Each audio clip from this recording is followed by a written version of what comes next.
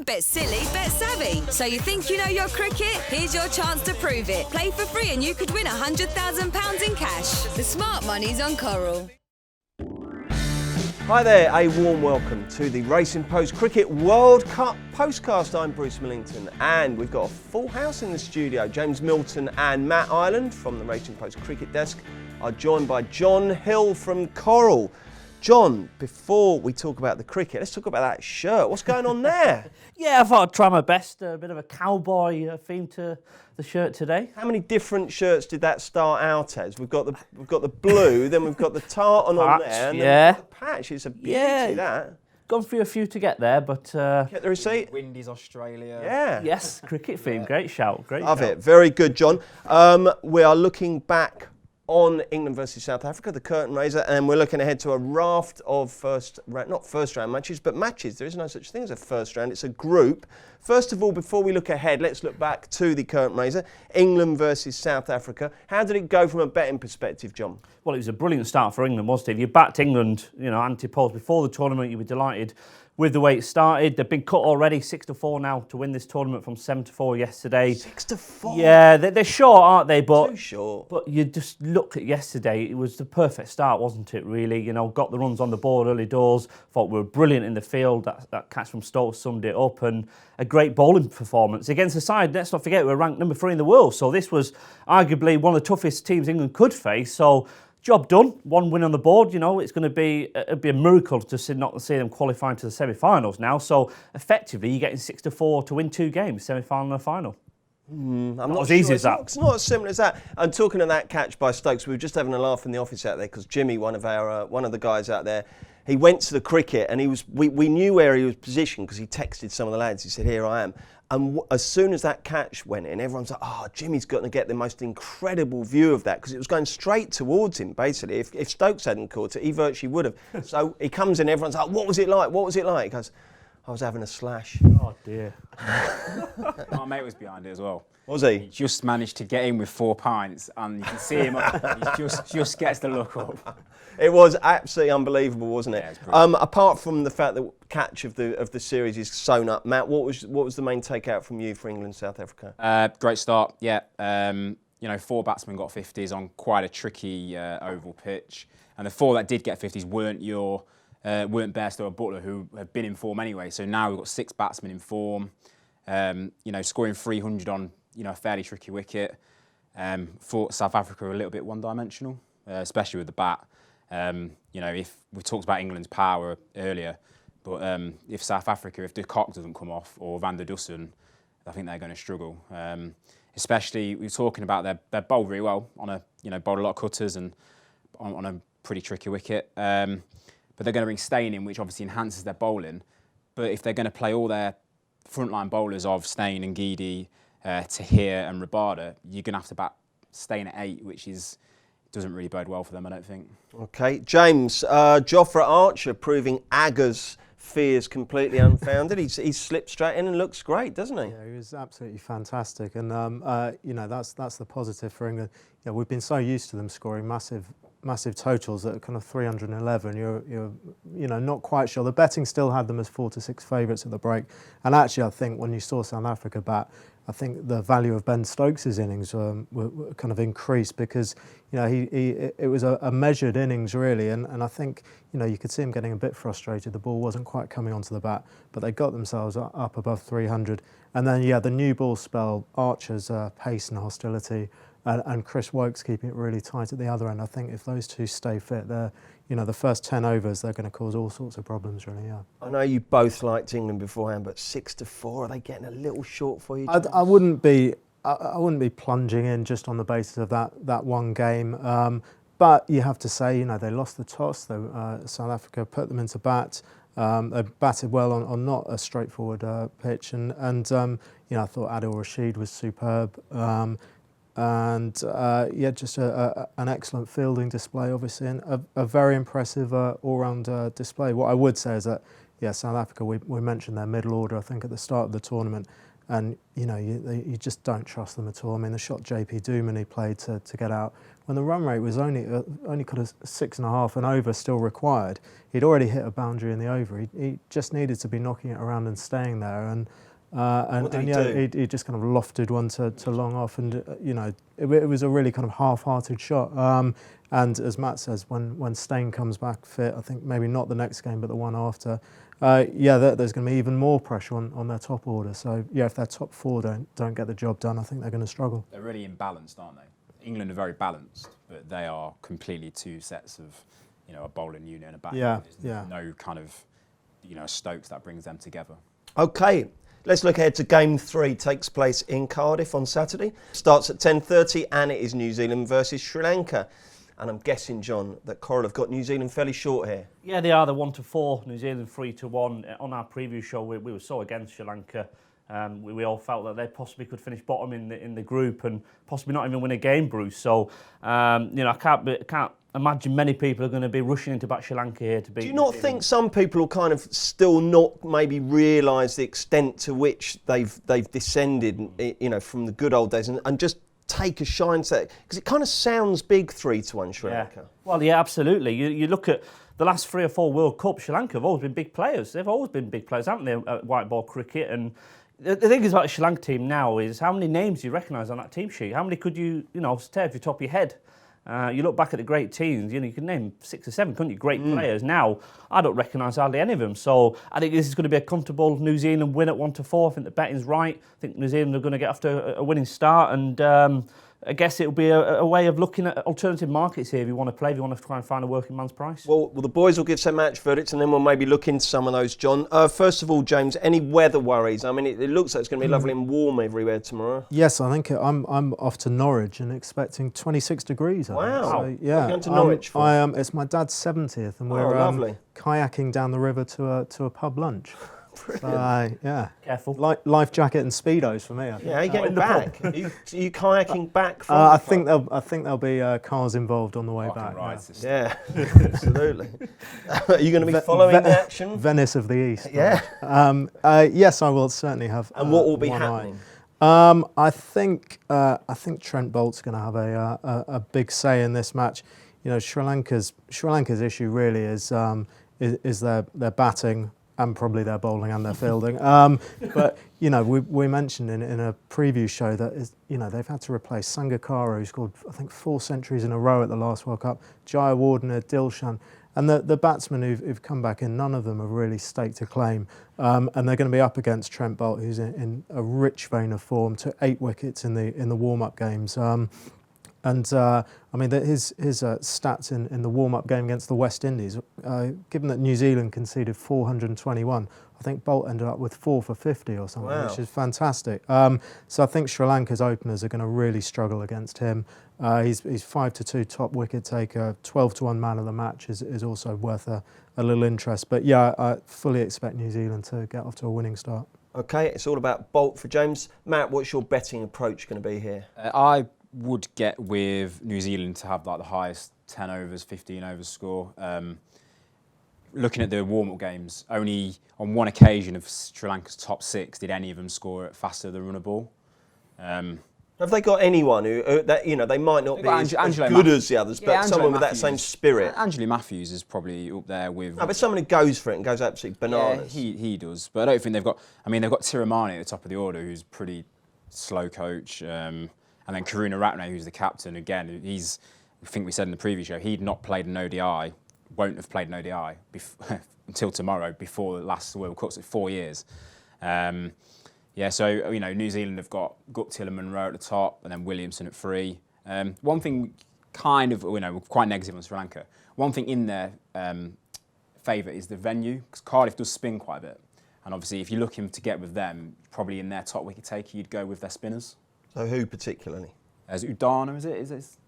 Yeah, he takes quite a few wickets, and then obviously in terms of pace, they've got Malinga and Matthews bowling a bit of medium pace. I mean, New Zealand also have got Ish Sodhi and Mitchell Santner, who are very good spinners as well. So their attack's quite nicely balanced, I think. Doesn't sound like it's going to be a run fest if Sri Lanka bat first, does it? No, I wouldn't think so. But then again, if New Zealand bat first, obviously I'm on Martin Guptill for top tournament run scorer, so hopefully he can knuckle down and get a big score. James, John, are you tipping or just providing prices and modelling shirts? Yeah, modelling shirts as always, but just looking at some of the odds, I think Bolt's going to be popular at 5-2, isn't he? I like that one. I'm amazed Malinga's still going, Malinga. Yeah. What's he, 40 odd now? Again, 40s, isn't he? Goodness me, he's been around forever, hasn't he? So, there's a range of markets available. You mentioned the man of the match as well there. So, very quickly, one bet on the game each. What's it going to be?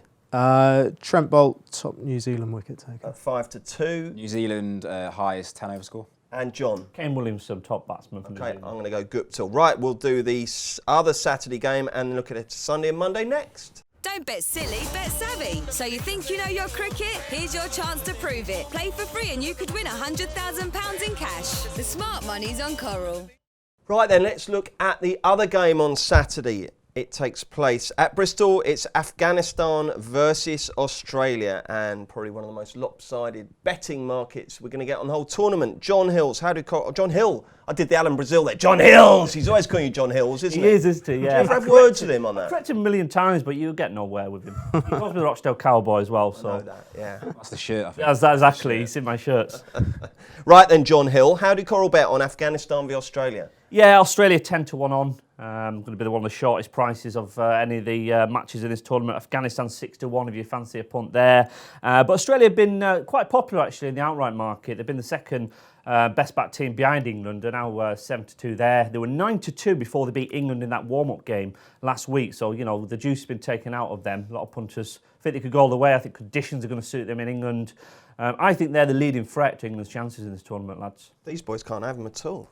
Can't have them at all, honestly. Matt, we can't really get rich on 1-10 Australia, but how can we make a profit on this? I think there is a way into this, and it's David Warner to be the top Australia bat or top match bat. These two played 4 years ago in Perth, I believe. Australia scored 417 for 6, and Warner got 178 from 133. A big advantage of backing Warner in this market is that he will know a lot of Afghanistan's best players from playing in IPL and stuff, because they are brought up on that T20, and haven't Afghanistan got a mustard spinner? Yeah, so Rashid Khan, but he actually plays for the same team as Warner, so he will have faced him quite a lot in the nets and will know his variations. And also, if there's betting on kind of like run lines, playing at Bristol, which is quite a small ground, so this could be, they could get 420 again. And the other beauty, of course, is that if Afghanistan do win and have a bat and get skittled, then it means that the openers have got more chance. Well, I think Warner could bat at 3 actually. Oh, really? Oh, sorry. I thought he went Finch and Khawaja could open. I think they've both been in really good form. I've never known Warner do anything other than open. Yeah, no, the last couple of games he's coming at 3. Okay, so we're going to go with Warner top bat. Warner, yeah. John Hill, what's your idea of a good bet here? Yeah, I think you've got to look at the run scorer markets, really. I think Steve Smith's going to be the key man for Australia in this tournament. He's 7-2 to be the top run scorer. I backed him to be the top run scorer in the tournament at 16. So I'm hoping Smith gets off to a good start. I don't know if he'll get a bat. I don't know if he'll get a bat against them. What would he going at 4? Yeah. You're hoping they bat first then, aren't you, I guess, with that? Yeah, from what I saw against Afghanistan in that warm-up game, I don't know if they're going to take... Well, I was going to put in a good word for Khawaja top bat, so we've got quite a lot of bases covered. Between us, we're hoping we're drawing. He's 7-2. You're on Finch. Finch, blimey O'Reilly. So we're a bit confused here, aren't we? We're all going different Australian top bats. Would you go top Australian batsman, or just say, look, we may as well just nick the bigger price on the top match batsman? Yeah, I mean, it's hard to see any of the Afghan players batting for a long time, and they've got some fantastic stroke players. If you're looking for a top Afghanistan batsman, we're all assuming that they are going to struggle with this step up in class against the Australian quick bowlers, particularly. Mohammed Nabi, who comes in further down the order, he's played some absolutely unbelievable innings for Leicestershire in the T20 Blast and in the Big Bash as well, and he's a fantastic hitter. So if they're kind of 100 for 5 or something, he can come in and have a bit of fun late in the innings. But Matt, I think it is important to stress here that Afghanistan, while long considered one of the kind of Luxembourgs in a football sense here, they are actually not that bad. They're not in terms of differential between England football and Luxembourg. Yeah, they're not. then. I mean, they beat Pakistan in a warm-up game. They're very competitive against kind of Ireland, who are a decent side themselves. But I just think for their campaign, they're looking at the Bangladesh and Sri Lanka games as their best chances. And you are talking about Australia, who are probably one of the top 3 teams in the world. Sure. Okay, well, talking of Bangladesh, they feature in our next game. Takes place on Sunday at the Oval. It's South Africa versus Bangladesh. South Africa obviously smarting from yesterday, but short favourites here, John, yeah? Yeah, we'd expect them to bounce back the 2-7 to win this game. Bangladesh 11-4. So, they'll need to win, won't they? If they lose this, South Africa, you can forget about them in the tournament. So this is a bit of pressure on South Africa's shoulders in this game. And I don't think Bangladesh are that bad, are they? They're a very improving side, and people might be tempted in that 11-4. Well, the betting shows that, doesn't it? Really, you know. I mean, it's not an absolute open and shut case by any means. Do you think South Africa could struggle here, James? Yeah, I think they might make hard work of it. I certainly wouldn't be rushing to stick them in an ACC or anything at 2-7. Bangladesh are a good side. Obviously beat England in the last World Cup, and they've got pretty much the same core of experienced players, kind of Tamim Iqbal, Mushfiqur Rahim, Shakib Al Hassan, the skipper Mortaza. So they're a very, very experienced side, and a lot of these guys, as we've mentioned, a lot of teams have got this kind of big bash and IPL experience. What are they best at, batting or bowling overall? You'd probably say their batting and their spin bowling are their strengths, and there are always question marks over their seamers whether they're quite good enough. Mustafizur Rahman, who's their left arm quick, who made a stunning start to his career and then kind of went a little bit flat. But he's looked good in recent weeks. The bet I like actually is Quinton de Kock to hit a 6 at evens. Wow. Looked decent against England, hit 2 6s, one off the pace of Liam Plunkett, one off Moeen's off spin. I think he's such an important player for South Africa at the top of the order. I think he could clear the ropes again. Did you like it when you got 2 wows there, Phil? I don't feel it was merited, but... I thought it just sounded a big price when you said it. It is, but there's so many markets now, Bruce. I was looking for you're sport for choice, aren't you, as a punter now, really? You better absolutely anything at this point. Yeah, set aside enough time to do your homework, and there's some... Matt, the question I want to ask you is, looking at the Oval pitch, I know we all expected this, or we didn't all expect it, but there was a feeling that this could be a batsman's tournament. Did you see anything in that pitch in the first game to make you think actually it might not be quite like that, or did you just think they didn't bat particularly well? No, definitely, It was. I mean, South Africa had to bowl a lot of slower balls and cutters, and they were getting grip from them, and you can tell that a pitch isn't that quick by the fact that a lot of balls in England's and South went to point, kind of gully area, didn't really go behind into third man area. In terms of the game, I'd be quite sweet on Bangladesh actually. I don't think South Africa were all that to me. There's some good catching, but I thought their ground fielding was pretty poor. Amla looked quite. I know this was before he got hit on the head. Looked quite behind the game at fielding in quite important positions, and they've got a lot of ageing bodies that they need to hide. Like Tahir has to be hidden in the field, and I think Bangladesh have got a more explosive kind of batting unit than them. And also in terms of the oval does spin. So I know, and I think Tahir's obviously a quality thing, but they've a quality player, but they have got a couple of good spinners who will test them, I think. So you like the 11-4? Yeah, and in terms of South Africa, it all depends on de Kock. Yeah, he is by far their best player. Okay, so de Kock at evens to hit a 6 for James, Bangladesh at 11-4 for Matt. Who for you, John? De Kock again. We're sharing notes here. 5-2 top batsman. We've got a special on our market. De Kock to hit a 6 and a catch 2-1. A bit better than your even money on the 6 there. So it looks like it's going to be de Kock all round. Blimey. Okay. And on Monday, England versus Pakistan at Trent Bridge. Should be an absolute cracker. Fantastic atmosphere. How do Coral bet on this one, John? Well, we feel like we've had so much Pakistan over the summer, haven't we? We know these sides very well. We don't actually have betting as we speak, Bruce. Actually, well, Pakistan are currently playing, of course, so I suppose... Yeah, maybe they'll put up... Yeah, how do you want to play that? Do you want to... No, we'll go with that. That's absolutely fine. You might not have betting, but we've got opinions. Actually, now we do. Sorry, it's just come up. 1-3, 5-2. 1-3 England, 5-2 Pakistan. That fair, Matt, or do you think it's too lopsided? Yeah, I think the only thing in Pakistan's favour is that they haven't got the same squad as they played in that 5-match series. They have actually dropped a few players and brought in albeit players that England have seen before. But And it wasn't kind of a wasn't real 4-0 drubbing, it was wasn't. it? No, no. They were close a couple of times, didn't they, to be fair? They are a good team. And one thing they do have is they'll know what to expect from England. But then against that, they're playing. They won't like what they're expecting. they won't like what they're playing. And England chased 340 to beat them there only a few weeks ago at Trent Bridge. What's the bet then, Matt?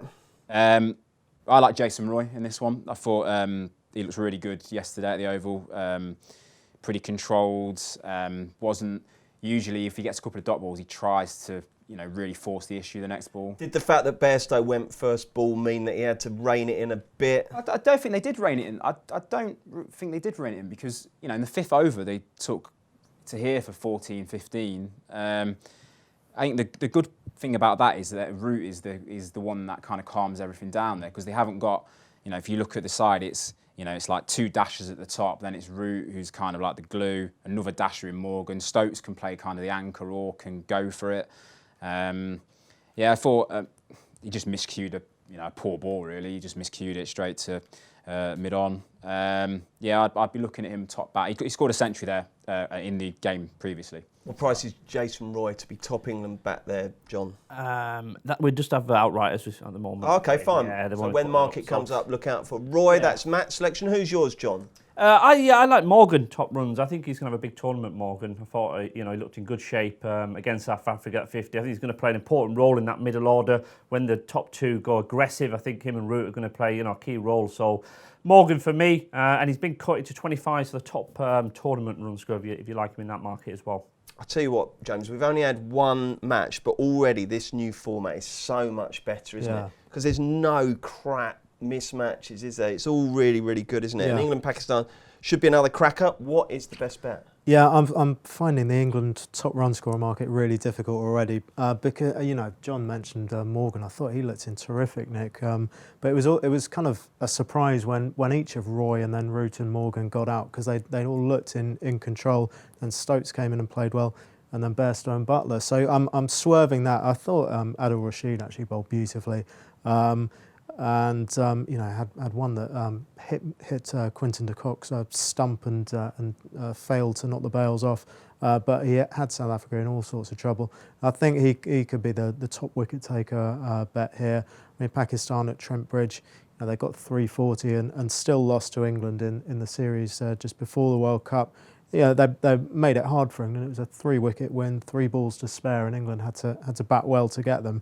I think if Pakistan are trying to attack Rashid at a venue where they are going to need a big score, then I think he could hoover up a few wickets. Okay, let's look at what could be the wooden spoon match next. Don't bet silly, bet savvy. So you think you know your cricket? Here's your chance to prove it. Play for free and you could win £100,000 in cash. The smart money's on Coral. Welcome back to the Racing Post Cricket World Cup Postcast. Bruce Millington, James Milton, Matt Ireland and Coral's John Hill. 4 more games to rattle through, starting with the Tuesday dust-up between Afghanistan and Sri Lanka in Cardiff.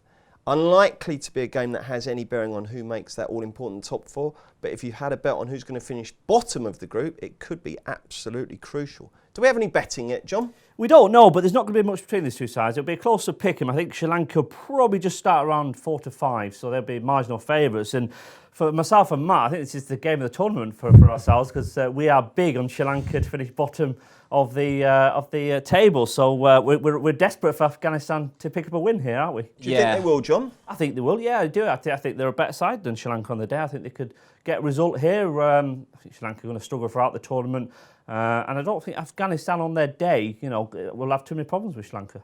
Matt, you going to echo that? Yeah, I don't think I'd be rushing to back them now though. If it's pick 'em, I think that is probably true prices. Whereas if they were 2-1, that would have been kind of an outlier.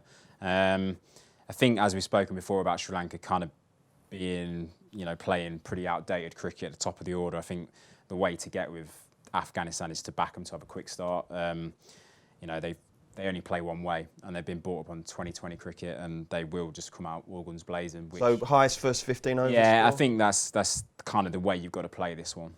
Milts? Similar. I mean, the market's spoken about Sri Lanka. They have been backed heavily to finish bottom, They'll have had some experience of Cardiff because they played their first game against New Zealand there. But yeah, I wouldn't be rushing to back them as kind of solid favourites. I think Afghanistan to hit most sixes maybe. They've got some really dashing shot makers.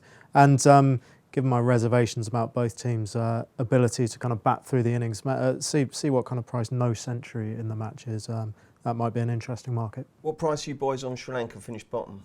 9-4. Oh yeah. Yeah. Afghanistan was 6-4 fab, so we thought we'd take them on. Jolly good. Right then, 2 games on Wednesday. We will do South Africa versus India at the Rose Bowl in Southampton first. That is a 10:30 game, and India are going to be short here, aren't they, I think, because of South Africa's, their defeat. I mean, even if they bounce back with a good victory against Bangladesh, it's going to be what everyone kind of expected. So we'd expect India to be pretty short here, James, and would you expect them to frank that view with a comprehensive win? Yeah, I would. I think they're 2 very good pace attacks. We saw South Africa, and actually Dale Steyn, I think, could be back for this game. Which will be interesting here to see if they unleash him as well alongside Ngidi and Rabada. But I think the difference is, we've already spoken about South Africa's lack of batting depth. And India, you look at their top 3, Rohit Sharma, Shikhar Dhawan, Virat Kohli, who've been in place for years, and they are a formidable unit. And now you've got Lokesh Rahul, who's probably going to bat at 4, who's one of my favourite players. He's never quite nailed down a place purely because India have such great batting resources, but you've got him coming in at 4, who I think will be a really solid selection, and then MS Dhoni and Hardik Pandya. So I think India's top order strength is going to be the difference, I would have them as solid favourites to beat South Africa, and probably be a bit boring and go for Virat Kohli to start the World Cup in style by top scoring. Never ignore the obvious one. The first things I was taught when I came into this wonderful betting industry. Matt, what's your view? Yeah, I echo them sentiments. One interesting thing is this will be South Africa's 3rd game in 7 days, because they've kind of played front-loaded their schedule, whereas this is India's first game. We can either say that's rested or out of practice, but I don't think India will be lacking any practice. I would go for Shikhar Dhawan.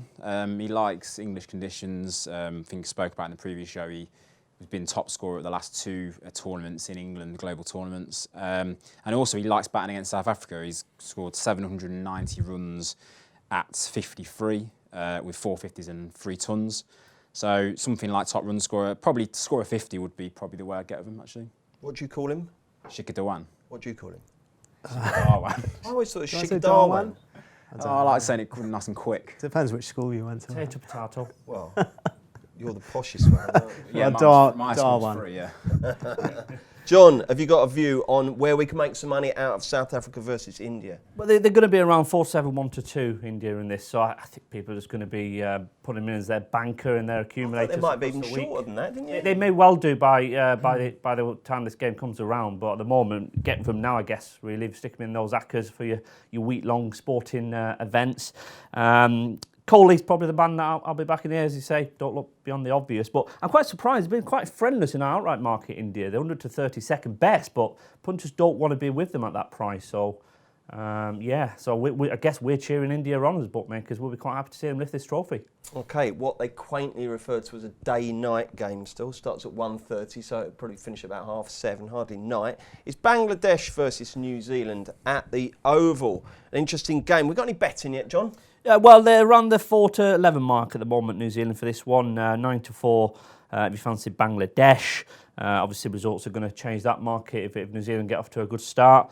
But yeah, I quite like New Zealand to make the last 4. That's the way I'd back them, just to qualify into the last 4. So this is a good, big game for them. Need to win this thing. Yeah, absolutely, yeah, because a loss here would hurt them. And then if they could pick up one decent result against the top dogs, that might just see them into the last 4. So I'll be hoping New Zealand get over the line here. I mean, obviously, Matt, we're going to know a lot more when they've played. So come morning time, we'll be armed with a few more clues. But at this point, where would you be looking to go? I probably would be kind of what James did in the other game. I'd be backing Trent Boult to be the top wicket taker. He's shown that he likes the Oval. We've got 4 for 33 against India in the warm-up game there, and also took 4 in the defeat against the West Indies at Bristol, I believe. Yeah, that's the way I'd play that. I fancy New Zealand to win it, and I said, fancy him to make the top 4. And James. Yeah, I mean, it's a lovely start for New Zealand playing Sri Lanka and then Bangladesh. And, you know, you'd expect, as the odds suggest, you'd expect them to be in a strong position after those 2 games. I think Bolt is going to be a handful, and for the Bangladesh opener. So I'd be looking at Mushfiqur Rahim, who I think will bat probably 4 to be their top run scorer. He's just a fantastic cricketer. Looked in good nick in the Tri-Series in Ireland, and one of my favourite batsmen. Okay, the final match we're looking at in this Cricket World Cup Postcast. Don't forget we've got loads right throughout the tournament. It's Thursday's game, which starts at 10:30 at Trent Bridge. It's Australia versus West Indies. John, we'd expect the Aussies to be clear market leaders here, wouldn't we? Yeah, probably around 2-7, would you say, guys, or a little bit shorter? I mean, don't ask these two. They've got their sort of West Indies. I think they'll be around 2-7 to win this one, unless West Indies get a decent result against Pakistan in their opening game. I don't rate West Indies at all anymore at 50-over cricket, to be honest with you. So I'd fancy Australia to win this one comfortably. Yeah, Matt, do you agree with that? Well, I'd backed West Indies to win the whole thing. So. Oh, sorry, Matt. The reason why I like the West Indies in this one is if the venue suits them. Because they're playing at such a belter of a pitch, and you know how you'd say that it's a battle of where the West Indies blasters versus the Aussie quicks, and if they can get on top of them, if you know as Andre Russell and Chris Gale can, I can see them posting quite a big total, which will be tricky for the Aussies to kind of chase down. The venue is the big leveller for me. So this is nothing whatsoever to do with betting, but with the venues. Why are so many of our sort of historic, classic test rounds not being used here? I think they just like to probably. They like to spread it around, don't they? Yeah. But they're all being used in certain things. So like Lords doesn't come into the tournament until like 2 weeks into it, I don't think. I think probably also if you've got an Ashes test later like on, then yeah. I suppose they've got to accommodate the county as well, haven't they? It's not as bad as Baku or anything like that, is it? But I don't know. I wonder when they were going to start going to the Headingleys and Old Traffords of this world. Okay, Australia, West Indies, James. If you had to have a bet now, what would it be? I would be siding with the West Indies. We're speaking as the West Indies are in action against Pakistan. They've made quite a good start, got rid of the openers cheaply. But I think there's a bit more to the West Indies than just the 6 hitting. You know, they've got Shea Hope, who's a really complete one-day player. And you know, if he can have a good tournament, then obviously Gale and Evan Lewis and Andre Russell, the other big hitters, can work around him. So yeah, I wouldn't be rushing to back Australia at short odds. Maybe a small bet on the Windies and a bigger bet on the West Indies to hit more sixes. More sixes. Okay, chaps, if you only had one bet on all the 8 matches we've previewed, who would it be? I am going to go for Trent Boult, top New Zealand wicket taker against Sri Lanka. I just think he'll be too hot to handle for the Lancers. Okay, and that is on Saturday. Matt, what's your nap?